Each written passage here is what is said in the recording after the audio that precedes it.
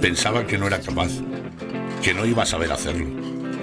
Solo veía los peligros, los problemas. Tenía miedo. Y menos mal que lo he superado, porque al lado del esfuerzo que hace él, el mío no ha sido nada. Sin duda, el discapacitado era yo.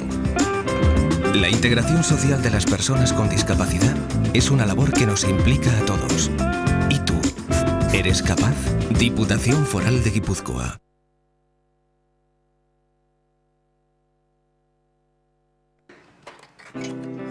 Uste nuen enintzela gai izango.